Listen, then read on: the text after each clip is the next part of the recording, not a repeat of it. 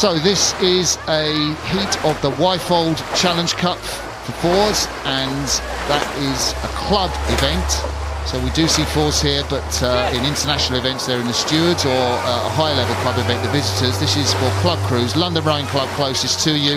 The Putney-based club are rowing against another time weight crew, Quintin Boat Club. They're in the blue tops and the sort of white diagonal sashes on the far side. London Rowing Club, the higher rating crew, taken a very useful lead early on in this race. They lead by about 2/3 of a length with a minute of the race gone.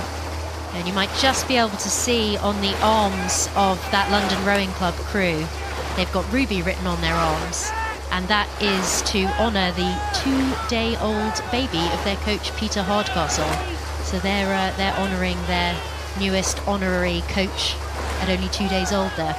Pete Hardcastle, the Aussie, that's going to change his life, isn't it? Having another little baby, just 2 days old. Ruby, it's lovely to see you. If ever you're watching back this YouTube transmission of Henley Royal Regatta, when you're older, this is what your dad was doing when you were born, coaching the crew that are in the lead. On the left of your picture, we've gone down in the race now. London Rowing Club, the higher rating crew, are accelerating and really trying to conserve that nice fast start they had over Quintin on the left of your screen.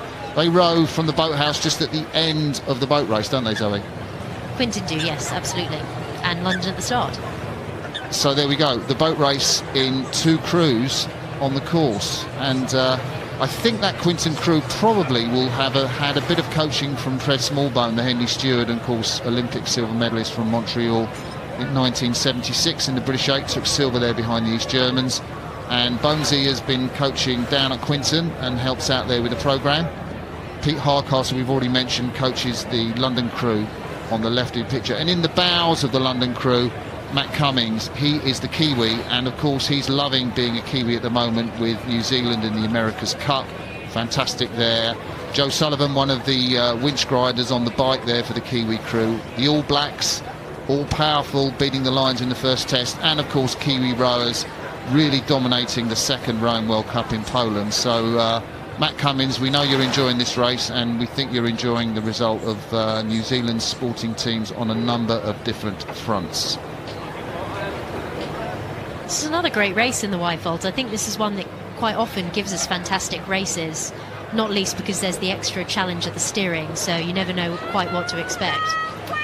Yeah, the steering is something that's really important in this, and we've got the stroke of the London crew, Dominic Parnell, brother of Nick Parnell, in the 2-seat. 2 Parnell brothers in this, and I think most crews tend to, Cox's boats tend to want to steer from the stroke seat, Zoe, as opposed to steering from the bow seat, which is the sort of decision that the Quintin boat, Mark Chatwin on the left of your picture, he's right at the sharp end of the Quintin boat, he's steering that boat. I mean, what determines that choice?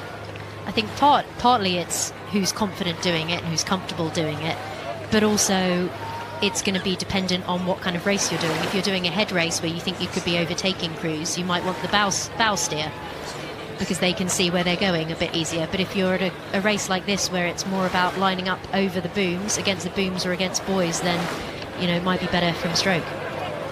So there's the London Rowing Club crew, Dom Parnell in the stroke seat, Stephen Griffiths behind him, Nick Parnell, brother of the stroke man, and then just sort of, you can't quite see his face, Matty Cummins in the bow seat, sponsored by Hackett. And you could see Ruby written on their arms, which I think is a really lovely gesture, actually. I mean, they must really like their coach. I suppose they will do if they're doing that well in this Wyfold Cup event.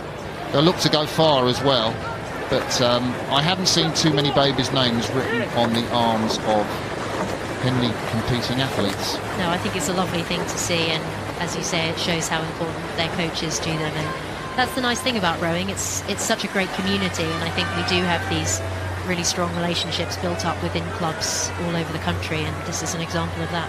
Yes, and Quintin Boat Club, we ought to talk about them. In recent years, they've very much been a club on the up, and really best known, I think, for masters rowing, but now they've really developed a programme. You had a little look there from Mark Chatwin. He can probably see the puddles, but he really wants to transmit to his crew, the Quintin bowman, just what the scale of the task is. As I look, they've probably got about 300 metres to go, Zoe. I think really it's too much for them to expect a last-minute sprint to do something. I think it might be, but you know, they're still looking classy, and this is the Wyfolds. You don't know what could happen. Hopefully that bowman's daughter Olivia is watching on our YouTube channel now in Texas, if you're there. Hello Olivia, watching your dad, supporting him hopefully. Perfect, nice little shout out, daughters everywhere. Quintin have steered a great course down the booms. That's tribute to Mark Chatwin. Lovely course, but just been done, I think, by the early pace and the confidence of this and experience of this London Rowing Club crew.